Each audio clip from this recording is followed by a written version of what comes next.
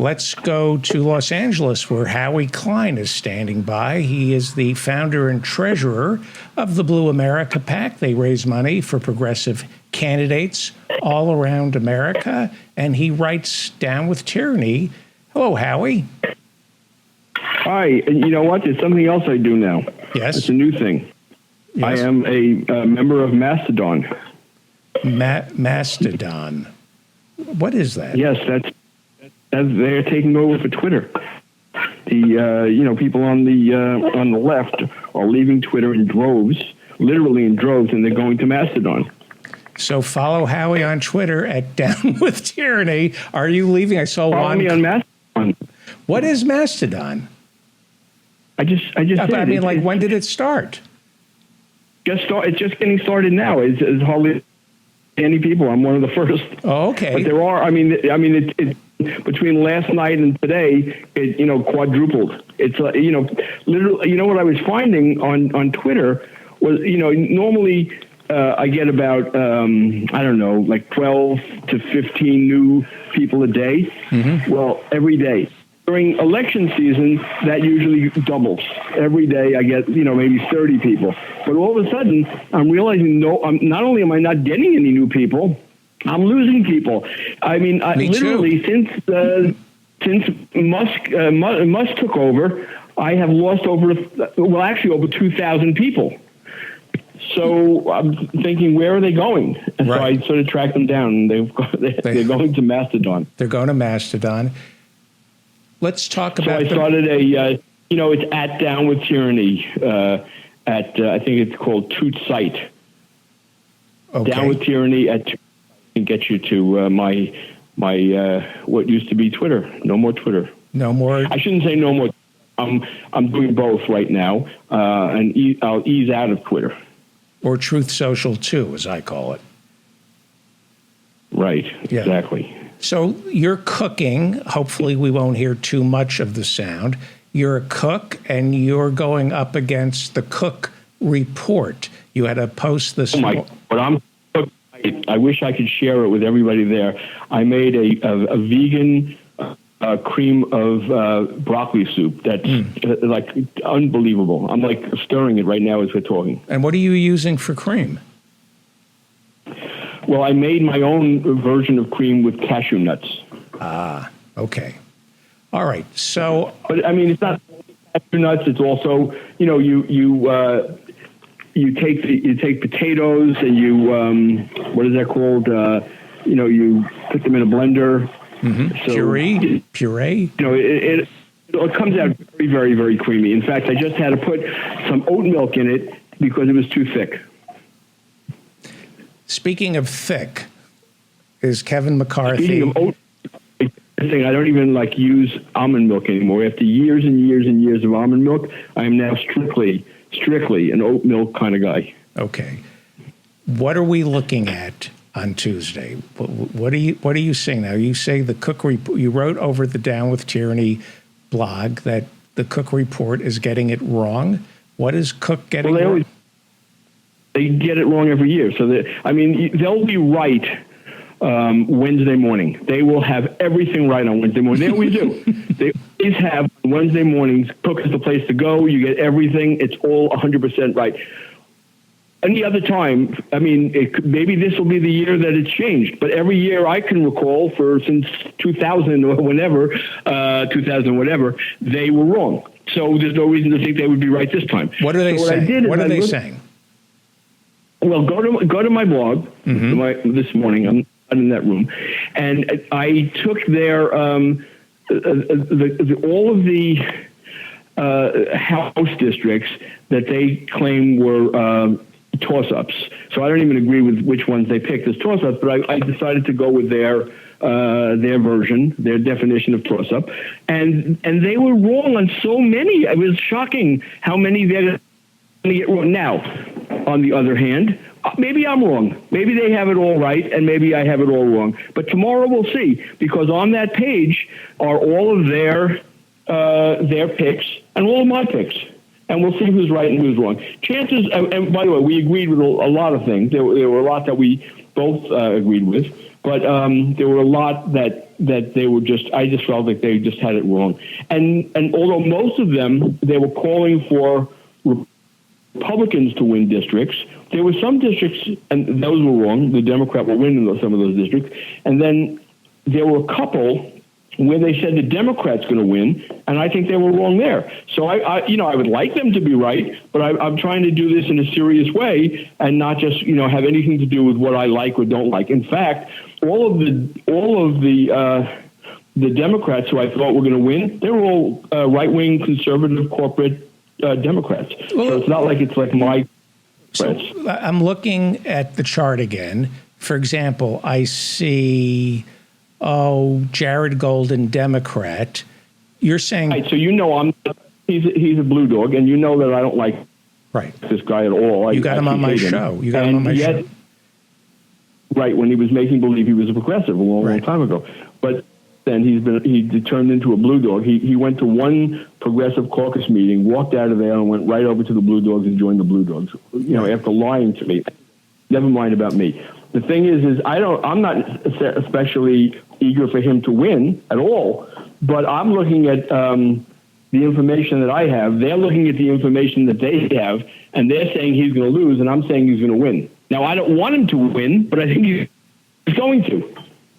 They're predicting. Are they predicting he's going to lose by 6 points? Is that what I'm saying? No. Maybe they're predicting that Bruce Poliquin, who was the congressman there in 2018 when Golden took over, they're predicting that he's going to be the congressman again, and they're just wrong. I don't know. Maybe they don't understand how the ranked choice voting works there. But what happened last time was Poliquin, and I think it'll happen this time. Poliquin was ahead, and then when they did the ranked choice voting calculation, Jared pulled ahead and won. Okay. Poliquin then tried, but that didn't do any good. So Katie Porter, they're predicting she's going to keep the seat, right? Yeah, they're right. She is. She's going to keep the seat. To be honest, I don't think there was ever any real shot that this guy, Scott Bauer, was going to win. I think Katie had it in the bag all the time. And I think she's going to win, with pretty good numbers.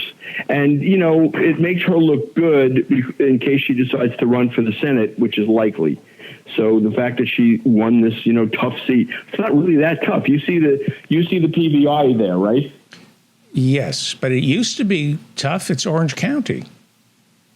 It used to be tough, and she won when it was tough. It's not tough anymore. That district that she won in was a Republican district by a couple of points, and this one is a Democratic district. So she won when it was a Republican district. I think she's going to win when it's a Democratic district. I think she's going to do very well. And like I said, I mean, I love her. She's wonderful. She'd make a great senator, a great president. But I think that a lot of this was a setup, to be honest with you. It's just to make her look good. That was, all this hysteria. And it also, if she's going to be running against Adam Schiff, which is a possibility, he's got one of the biggest war chests of anyone in Congress. He's got this mega war chest. She had to raise that too.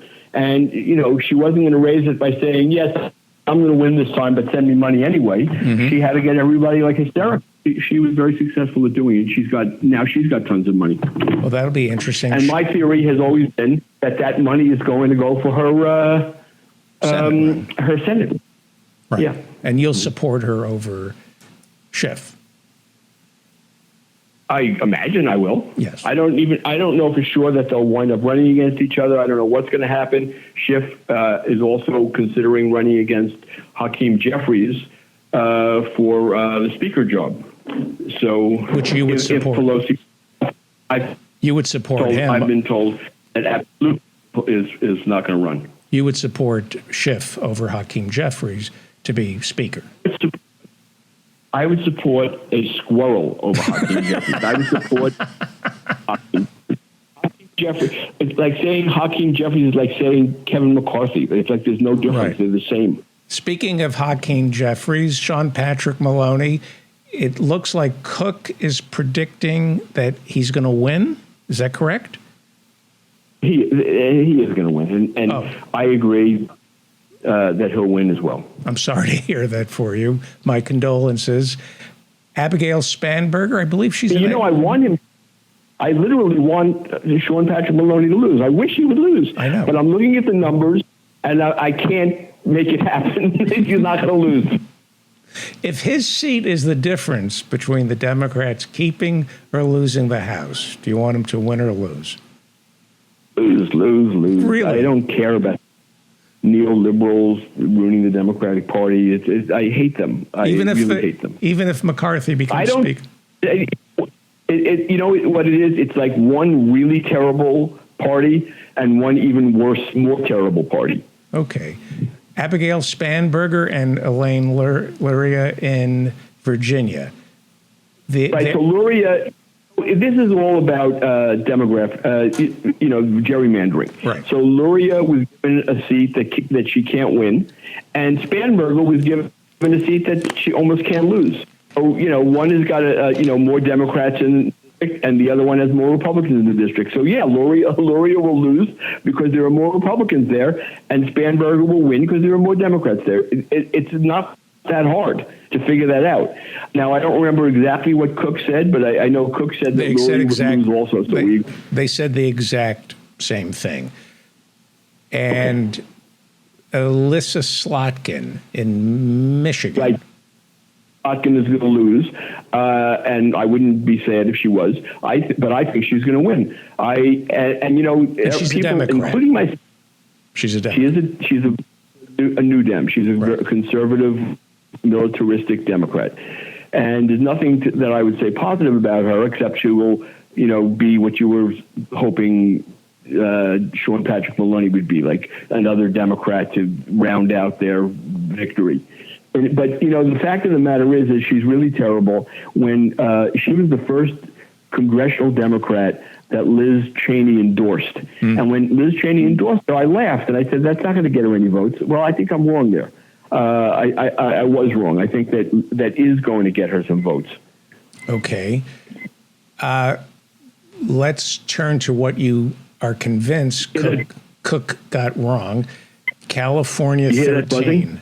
California 13, you're saying Cook got California 13 wrong. Wrong. That's an open. Do you hear that buzzing? Your food is ready. One of the dishes, I made date bars. Okay. Howie, and that's ready. This may be the last election this country ever has. It won't be. I mean, how many times have the Democrats and the Republicans are both, another way that they're similar, they try to scare everybody. So, when Reagan was going to win, it was like the end of the world. Hey, we're still here.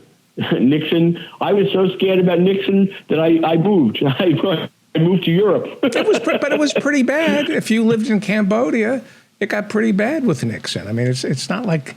I lived in Cambodia, right, but the funny thing is I went in that direction. Right. Okay, so let's just go through these candidates because people are going to be watching Tuesday night, and they should know which. California is a Democratic district. So is that the one? Harder. That's the one that I said. Sorry. Harder is running. Yeah. Harder was in Congress. Harder is in Congress. He moved to this district because it's more Democratic, and I think he's got it again for the same reason. There are more Democrats in the district than Republicans. He's working hard to turn them out. I think he'll be successful. They said he would lose. I think he's going to win. Go down south from there, and we have a very interesting case that's the opposite of what I just said, and that is we've got a Democratic district. I believe it's a D+5 district now by PVI, and a weak Republican incumbent named David Valadao. He isn't any good. He did vote for impeaching Trump, which has pissed off a lot of Republicans in the district. And almost any Democrat should be able to take him out. But the California Democrats took that challenge, and they found someone who won't be able to take him out. They literally went to Sacramento, and they said, Who is the worst member of the legislature? We want to know the most corrupt, the most conservative, the most corporate. Who takes the most bribes in this fucking city? Who? And they came up with Rudy Salas, and he's going to lose a D+5 district to David Valadao. Unbelievable. Okay, but Cook is saying he's going to win too. Cook is saying that Valadao is going to win. Yes, we both said the same thing. Yeah. Cook will never. No one will ever blame it on everyone. When people talk in the media about the quality of candidates, they're only talking about Republicans. They're talking about, Herschel Walker and Dr. Oz. That's what they mean when they say quality of candidates, right. Which is a term that Mitch McConnell got started. I say, yes, those are horrible candidates, but guess what? The Democrats also have plenty of horrible candidates, like Rudy Salas. The single worst Democrat running as an incumbent, running for the Senate, is Maggie Hassan in New Hampshire. She should be ahead of this guy Bolduc, who's some neo-Nazi. She should be ahead of him by 20 points. She's ahead of him, if she's ahead of him at all, she's ahead of him by 2 points. He's terrible. She's terrible. She conspired with the Republicans to kill the minimum wage bill. They should have kicked her out of the party the next day, but then they would have had to kick six Democratic senators out of the party. Right. But, that's how bad she is. And, I can imagine there must be a lot of Democrats who don't want to vote for her. Maybe they will vote for her because Bolduc is so terrible, but I'm sure there are some that won't. They won't vote for him. They just won't vote for her. I wouldn't vote for her. Mike, David, she voted against raising the minimum wage. We finally had a chance to raise the minimum wage. The House passed it. We needed to get passed in the Senate. She decides she's, Miss Bipartisan and voted no. So now we don't have a raised minimum wage. Would you vote for her? if I had to choose between her and who's she running against? Dawn Bolduc. Oh, the You're general. You're not going to. The general. Yes, you're not going to vote. You're not going to vote for him. Obviously, Right. I didn't mean that. But the alternative is to write someone in or vote for nobody. Right. Mike Levin, California 49. Mike Levin. Cook is saying He's going to win. But Cook is saying he's going to lose. Cook is saying that the They Republicans are saying. Well, that was one of the reasons that I wrote this post, because they're so wrong about this. Levin is going to win. He's going to not really have a problem. He's going to win by a few points. It's not going to be some nail biter. And he's a good member of Congress. His constituents like him. He's not someone who I would call great, but he's certainly not some horror show. He's good. He's decent. Connecticut 5. And again, Jahana Hayes is a good member of Congress. They think she's going to lose. There's no reason to think that. It's a Democratic district, and she's going to win this one. And look, tomorrow people could say I'm a jerk if Cook is right and I'm wrong. It's possible. I'm sure that they're looking at numbers and not just pulling it out of their asses, but they got it wrong. She's not going to win by double digits, but she's going to win. Illinois 17. Same thing. The district was made for a Democrat. It was Cherry Bustos' district, which couldn't be won by a Democrat again, which has a lot to do with why Cherry Bustos decided not to run. Former head of the DCCC. She was the head of the DCCC, right? Was, yes. And then the Democratic-controlled legislature of Illinois gerrymandered the seat so that it's a Democratic seat now. They got rid of some of the Republican areas, and they brought in new Democratic areas, and the Democrat is going to win that district. Now, I think that one's going to be close, but because we're not talking about an incumbent, we're talking about two relative unknowns, but I think the Democrats are going to win there. Minnesota 2. You say Angie Craig. Angie Craig is no friend of mine. I don't like her. She started out as a progressive and got a lot of pressure from Steny Hoyer and other conservative Democrats, and she dropped the progressive part, and she became more and more conservative. She's now a New Dem, and the thing is, people like that, I'd like to see them lose, but she's not going to lose. It's a Democratic seat. She isn't terrible in terms of her constituents. They want someone like her in those suburbs, and she'll be fine. She's not going to lose either. And I think that Wasserman over at Cook said she's going to lose. I think he's wrong. Nevada 3, Susie Lee, Democrat. Cook says she's going to lose. So there are three congressional seats in Nevada. This is going to be so, and they all of the Democrats were in Las Vegas, and well, they're still all in Las Vegas, but that all of them were in one district.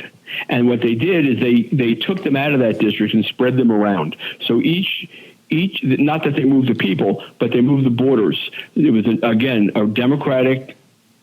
I mean, they have supposedly it's nonpartisan, but it's a Democratic nonpartisan commission that did the redrawing. And what they did is they made the Las Vegas seat much more competitive. It's a competitive seat now. It used to not be competitive, but what they did is they made Susie Lee's seat and Stephen Hosford's seat, which were around it. They made those seats more Democratic. So he doesn't think that Susie Lee's district is Democratic enough, and he thinks she's going to lose it. She's a pretty bad member of Congress.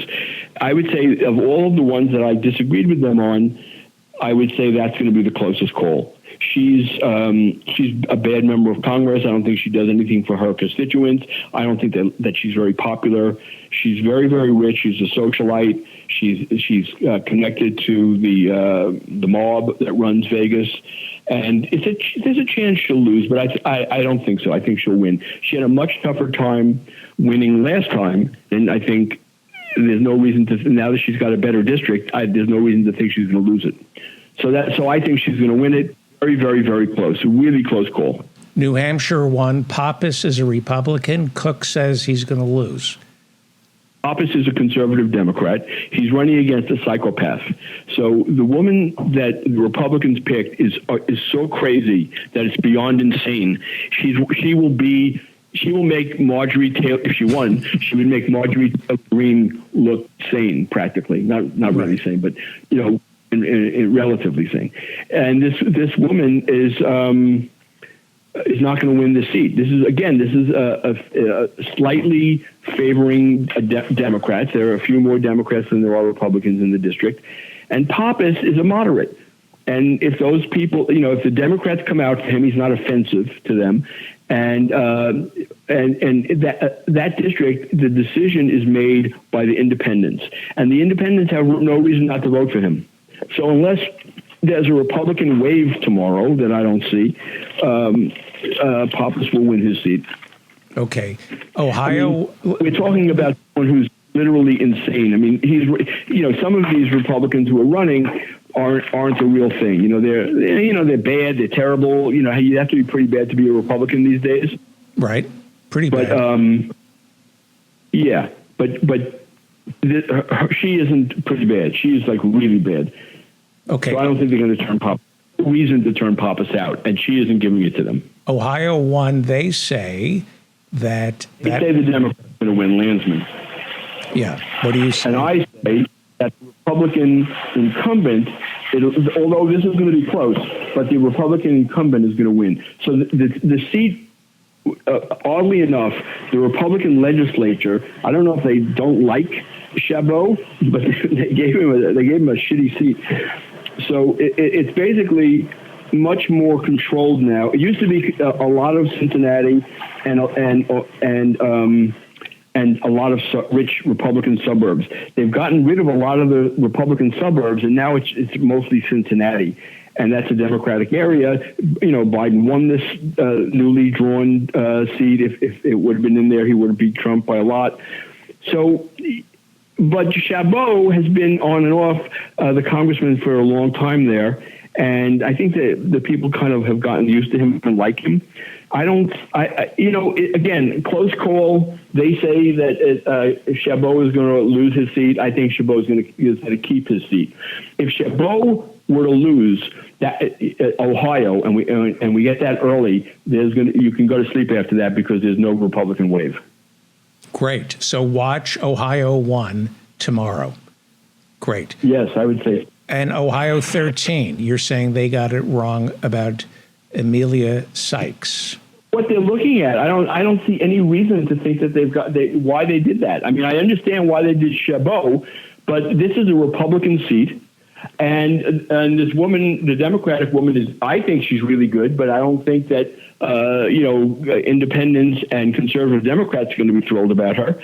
And the Republican who's running is a crackpot Trumpist. Trump has endorsed her, and there are more Republicans in the district than there are Democrats. This is Ryan's seat? Is this the guy who's running for Senate? Is this his seat? Yes, it's Ryan. It was Ryan's seat, but it's been very, very redrawn. So it's not the seat Ryan was winning. This is the seat that Ryan wouldn't win. It's too red. I see. We have three more. Matt Cartwright in Pennsylvania 8. So Matt Cartwright is a progressive in a Trump district. Trump won the district both times, in 2016 and again last time in 2020. And Matt was on the ballot on the same day, and he won both times. People were willing to split their ticket, vote for Trump and vote for Matt. Matt is a very, very good congressman. He's very independent. People like him there. He doesn't bullshit. He's a real working class hero. And he's every single time, everyone says he's going to lose. And you know what? The district is slightly bluer. It's still a red district, but it's slightly less red than it was last time that he won. So I think it's going to be tough, but I think he's got it. It's the Cook report says he's going to lose it. So yes, they do. Oh, by the way, this is the district that Biden was born and grew up in.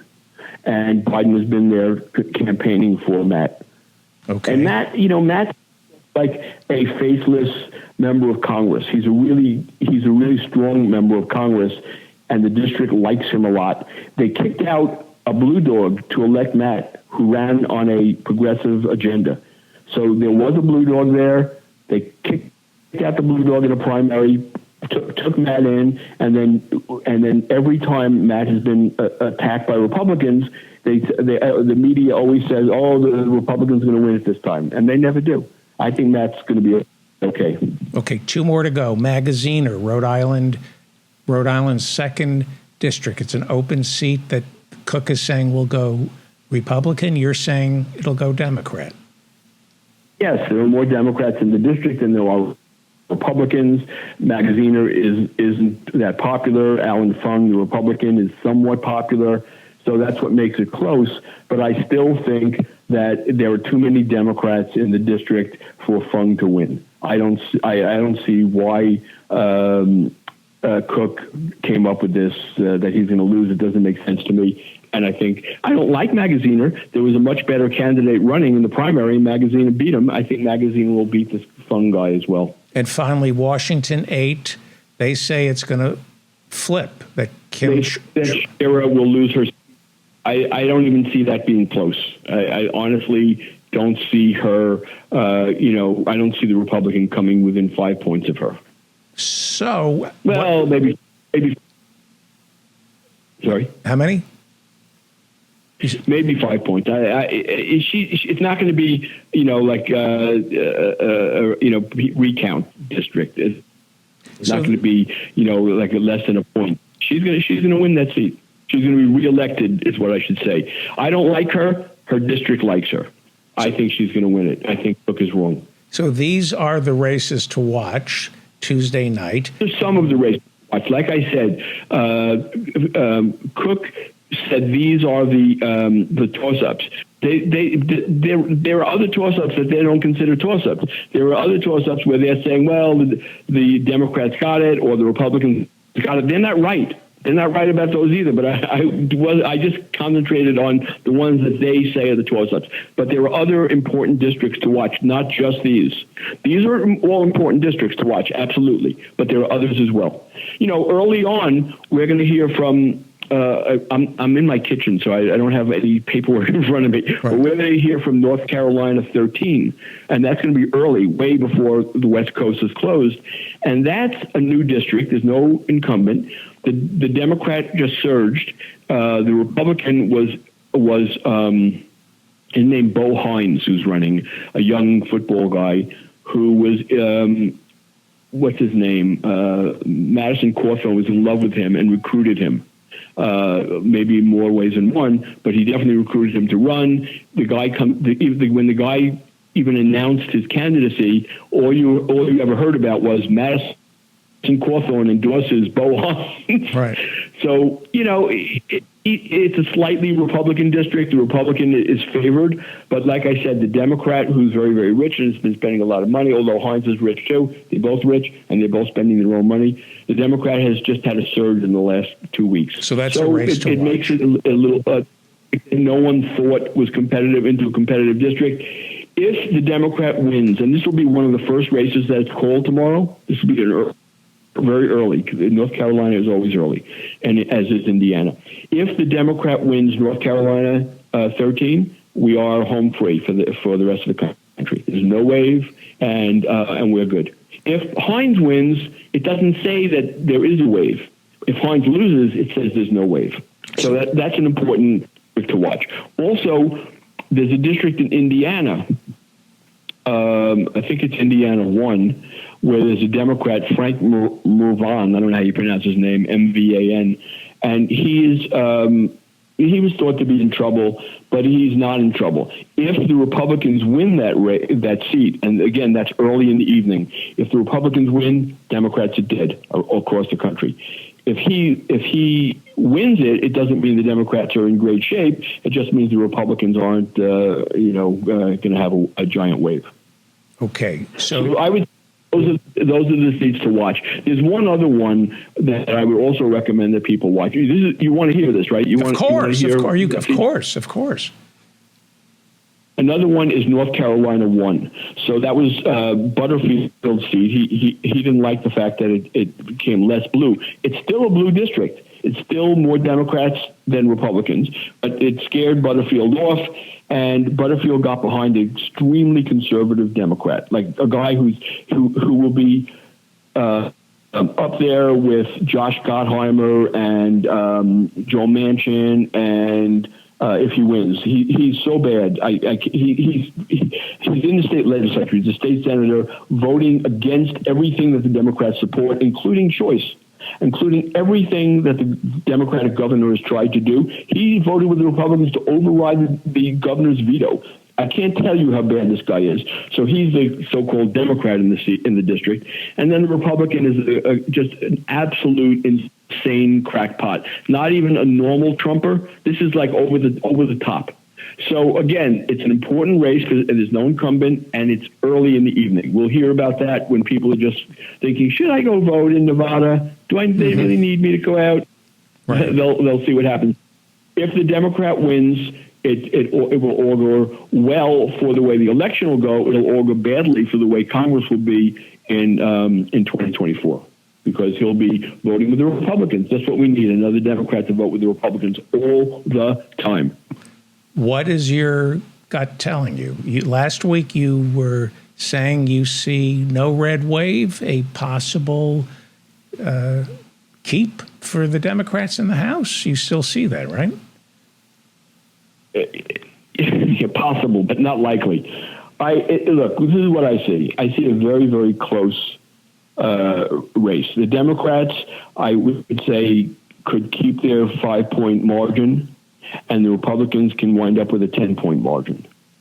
So somewhere in between, the Republicans up 10 and the Democrats up 5, that's probably what's going to happen. Unless I got it wrong and there is going to be a wave. It's possible. I don't see it, but it's possible. Right. In the Senate. I said last week, big generic polling is going the Republicans' way. It's in Alabama and Mississippi Mississippi and Wyoming, states like that are red, and they're getting redder. Who cares? It doesn't matter.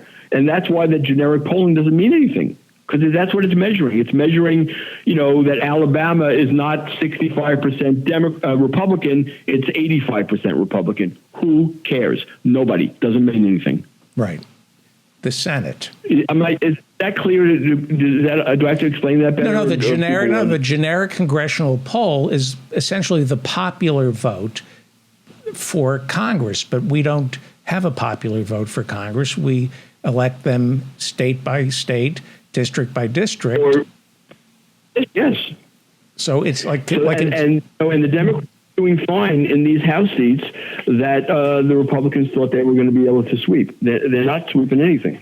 Right. In 2012, the Democrats won the popular vote in the House, but they lost the seats. They still didn't get the House back because it's not a reflection of how these individual districts have been gerrymandered. What do you see in the Senate? What is the race to watch? Well, North Carolina is early. I would say if the Democrat wins in North Carolina, which I don't expect to happen, Cherry Beasley, if she were to win, we see it would be an indication that there's a little bit of a blue wave happening. She's a weak candidate, and I don't expect her to win. But if she does, you could pop the champagne bottles early. If the Republican wins, which is more likely, it doesn't really mean anything. It does. It's what's expected. It's already a red seat. Yeah, that's right. Right. But with no incumbent. Right. So Fetterman, he's going to. Yeah, I think Fetterman's safe. I think he's going to be fine. I think he'll win. I'm not worried. The big thing to watch is Ohio tricking us, where we actually think Ryan has a chance. Ryan has no chance. Ryan does not. It's going to be J.D. Vance is going to win. J.D. Vance will be a U.S. senator. Sorry to say. Really. The state is too red, and Vance wasn't a great candidate, but he wasn't like a drooling imbecile like Blake Masters. Right. He's going to lose in Arizona. And Mazzo in Nevada versus Laxalt? Cortez Mato. I think she's going to pull it out. It's going to be very close, and it's going to be a real nail biter, but I think she's going to be okay. Fantastic job, Howie. Howie Klein. You didn't ask. I'm sorry? You didn't ask me about Wisconsin, because that's going to be another heartbreak to see that psychopath Johnson get another a third term. Is just horrific. But I don't think there was ever any chance that Mandela could win that seat. Just wrong candidate. I have a feeling if I went to bed and woke up Wednesday morning, everything you say is true. I think from what I'm hearing, and I think they're barely going to keep the Senate, and it's going to be a very tight. Whoever wins the House, it'll be really tight. It will. And you know what I realized? I've been so in love with hearing my own voice just now that it's we went almost half an hour over our time, and Roland's going to be here any minute, and I've got to prepare the topping for the okay. Thank you. Great job. Great job. Give my best to Roland. Thank you so much. Howie Klein. Read him over at Down with Tyranny every day and give to the Blue America PAC. Thank you, Howie. And go to Mastodon. Go check out Mastodon. Go to Mastodon. Thank you, Howie. Bye-bye, David. Bye-bye. Thank you, Howie Klein. And please like and subscribe to this channel. Thank you so much, Howie.